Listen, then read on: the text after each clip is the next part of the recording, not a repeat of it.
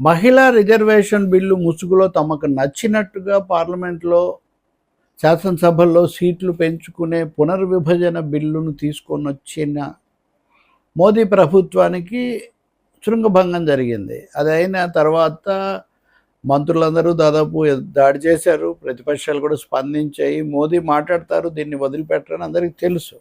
నిజానికి పార్లమెంట్లో మాట్లాడుతున్నప్పుడే మోదీ వ్యూహం తెలిసిపోయింది. మీరు దీన్ని వ్యతిరేకిస్తే మూల్యం చెల్లించాల్సి వస్తుందని మొదట్లోనే అనుకున్నాం మనం అంతా. ఏమిటంటే బిల్లు ఆమోదం పొందితే మంచిది, పొందకపోతే చూసారా మహిళల కోసం చేస్తే అడ్డం వచ్చారని దాడి చేయొచ్చు అనే ఒక వ్యూహం ఉంది. అదే మాట మోదీ చెప్పారు. ఇంకొకటి, అసలు రాజ్యాంగ సవరణకు 3 వంతులు కావాలి, కానీ 3/2 వంతులు కావాలి, కానీ ఇతర పునర్విభజన వీటికి అదేమో అక్కర్లేదు, సాధారణ మెజార్టీ చాలని అదే పనిగా ప్రచారం చేస్తే ఆ ప్రచారం దెబ్బకు అనేక మంది బలపరుస్తారని వాళ్ళు భావించారు. అది జరగలేదు.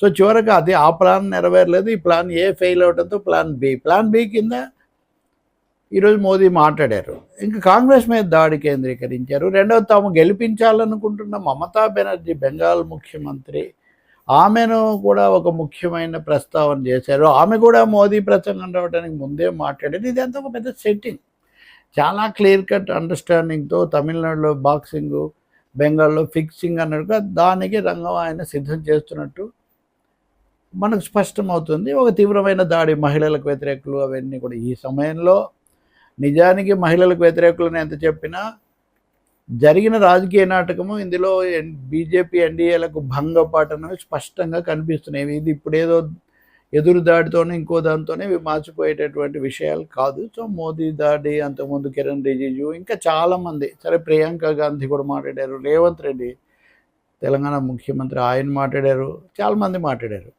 ఆశ్చర్యం ఏమంటే మోదీ కంటే కూడా తెలుగుదేశం వాళ్ళు చాలా ఎక్కువగా స్పందించడం. చంద్రబాబు నాయుడు అయితే ఒక నిరసన ప్రదర్శన లాంటిది జరిపారు. అసలు ఇంత పెద్దదానికి అడ్డుపడ్డారు, చాలా ఘోరమైన విషయం అన్నట్టుగా ఆయన దాడి చేశారు.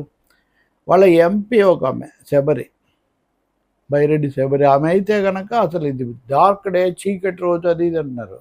నిజానికి చీకటి కమ్మకుండా ఆపిన రోజు. ఇష్టానుసారం నియోజకవర్గాల పునర్విభజన, సీట్ల పెంపు అధికారం కేంద్రానికి ఇస్తే ఏం జరుగుతుంది? మహిళలకు జరిగే మేలు వేరు. మహిళలకు ఇప్పుడు జరగకపోవడం ఏముంది? మీరు ఇవ్వండి, 3వ వంతు ఇవ్వండి. ఇప్పుడున్న వాటిలో మేము అందరం సమర్థిస్తామని అందరూ చెప్పారు. ప్రియాంక గాంధీ లేకపోతే వామపక్షాలు అందరూ ఈరోజు కూడా ప్రకటించారు కదా. నిజంగా ఇక్కడ భయపెడుతుంది అంటే ప్రతిపక్షాల మధ్య చాలా పెద్ద ఐక్యత వచ్చింది. ఏదో ఒక దాంతో అరమరికలు వస్తాయనుకున్నది, అది జరగలేదు. కాబట్టి తెలుగుదేశం పార్టీ దానికి సంబంధించిన వాళ్ళు అదే పనిగా అంత ఊగిపోయి దీన్ని బలపరచడం. చీకటి రోజు అంటాం, ప్రతిపక్షాలకు బుర్ర లేదు ఆమె అంటున్నారు. అసలు బుర్ర ఉందా లేదా, తెలివి ఉందా లేదా, ఏది పడితే అది మాట్లాడుతున్నారు. ఇది నిజంగా అంత దాడి చేయాల్సిన అంశం కాదు. వాళ్ళు బలపరిచారు అని అనవసరం. వాళ్ళకే సందేహాలు ఉన్నాయి. అమిత్ షాతో వెళ్ళి ఎందుకు మాట్లాడారు? మీకే సందేహాలు అంటే మీకే స్పష్టత లేదని తెలుస్తుంది కదా. దీన్ని బట్టి తెలుగుదేశానికి ఎన్డీఏలో అతిపెద్ద మద్దతుదారుగా ఉన్న తెలుగుదేశానికే స్పష్టత లేకపోతే మిగిలిన ప్రతిపక్షాలు ఏ స్పష్టతతో బలపరచాలి? ఇంకా జగన్మోహన్ రెడ్డి ఎందుకు బలపరుస్తున్నాడు? ఆయన కూడా అసలు ఆవేదన వ్యక్తం చేస్తున్నారు. ఏం సాధించారని బీజేపీని మించి లెక్కలు చెప్తున్నారు. సీట్లు తగ్గవు, పెరుగుతాయి. పెరగడానికే కదండి తెచ్చారు, ఎవరు చెప్పినా. కానీ సమస్య ఏమంటే ఇప్పుడు 2011 లెక్కల వల్ల అయితే మనకు పెరుగుతాయి, 2021 అయితే 26 ప్రకారం అయితే తగ్గిపోతాయని వీళ్ళందరూ చెప్తున్నారు. అంటే తగ్గడాన్ని మీరు ఒప్పుకుంటారా? రకరకాల సామాజిక ఆర్థిక సూచికల ప్రకారం మాకు మరింత ప్రోత్సాహకం ఇవ్వాలి.